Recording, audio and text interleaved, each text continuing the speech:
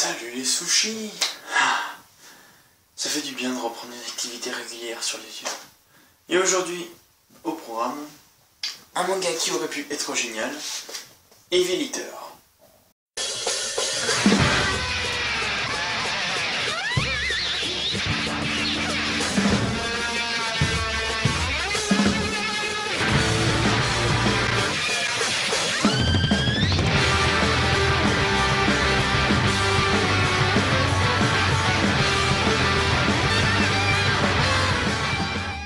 Heavy Litter est un seinen d'horreur d'action. Il a été publié au Japon en 2012. Chez nous, c'est Kyun qui s'en est occupé et il comporte malheureusement et seulement 3 tomes. Et c'est bien là tout le problème de ce manga. C'est qu'il aurait pu durer une quinzaine de tomes, voire plus. Il passe à côté de tellement de choses cool. C'est la seule chose qui me reste après avoir lu ce manga. C'est la frustration et la déception. Mais avant de vous expliquer tout ça, scénario. Dans un Tokyo futuriste, les dernières découvertes scientifiques permettent de ramener les morts à la vie. Le hic, pour chaque personne qui revient, une autre doit être sacrifiée.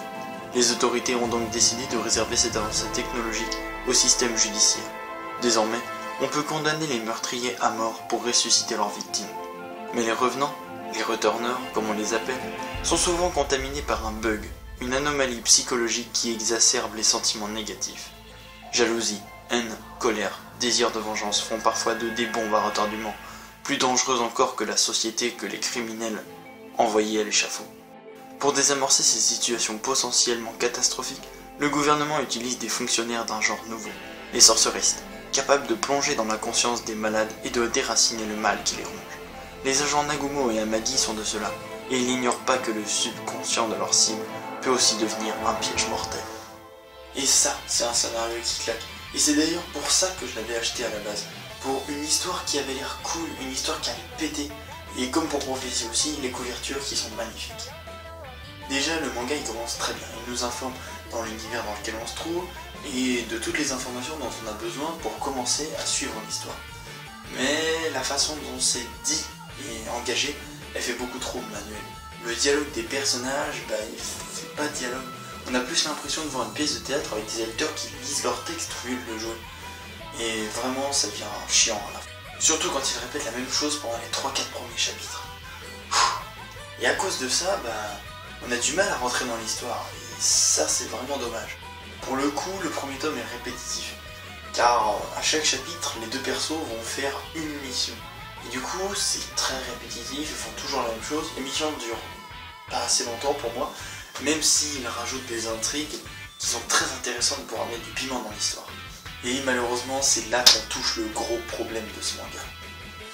Oui, c'est que rien, et alors quand je dis rien, c'est vraiment rien, n'est développé.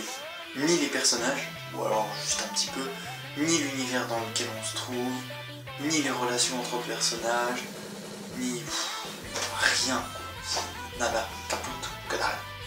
Et oui, parce que quand ils te balancent une intrigue, et c'est pour rien.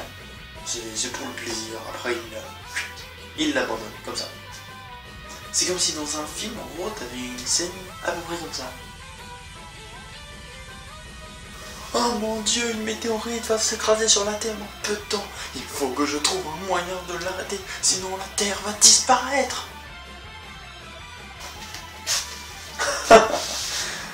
Ce manga a l'air vachement cool en fait. Voilà, surtout que le manga avait une histoire et un univers tellement géniaux. Mais en 3 tomes, ils avaient vraiment pas le temps de développer tout ce que le manga avait en réserve. Et ça c'est dommage. Et même en relisant ce manga, même en sachant qu'il allait me décevoir, j'avais ce petit frisson de voir tout ce qu'il annonçait, de toutes les intrigues et de tout ce qui est réservé. Et j'étais aussi frustré de savoir que j'aurais aucune réponse et aucun développement. Bon, sinon il y a quand même des points positifs, faut pas exagérer. Sinon je dirais pas que ce manga avait un gros potentiel. Premièrement, on a l'univers qui est très intéressant et qui recèle pas mal de suspense. Le dessin qui colle parfaitement à l'ambiance du dessin. Et c'est vraiment un graphisme que j'adore. Je sais pas comment le décrire, mystérieux. C'est bizarre mais... le style graphique, je le trouve mystérieux, et ça c'est cool. Et quand même si elles sont pas développées, les intrigues, qui sont quand même très mystérieuses, très intéressantes, sincèrement, même si elles sont pas développées, en gros, j'en ai compté 6, et pas des petites, qui sont abandonnées. Mais malgré que ce manga ne développe pas grand chose, j'ai quand même réussi à en tirer pas mal de choses. Allez, c'est parti pour l'interprétation, qui du coup va être un petit peu plus courte que Prophétie. Normal. Déjà que l'erreur est humaine, car il est dit souvent dans ce manga que la perfection n'est pas de ce monde, surtout quand l'être humain est concerné. En gros, ça veut dire que le mangaka dit que son manga n'est pas parfait, et que donc c'est normal que rien n'ait développé. Tout s'explique alors. Non, plus sérieusement, ce manga désigne l'omnipotence du système judiciaire. Ils savent ramener les gens à la vie. Imagine le truc. Et deuxièmement, ils choisissent qui doit mourir et qui doit revenir. C'est d'ailleurs ce deuxième point qui est plus mis en avant, car ils ramènent les gens à la vie pour leur fin personnelle. Ils ramènent les célébrités ou autres pour venir se revoir, et ils les utilisent aussi, notamment les revenants, qui sont utilisés lors de la guerre pour avoir justement plus de soldats. Ah oui, aussi, je me suis dit qu'ils étaient insensibles, parce que quand ils tuent un innocent, ils s'en foutent.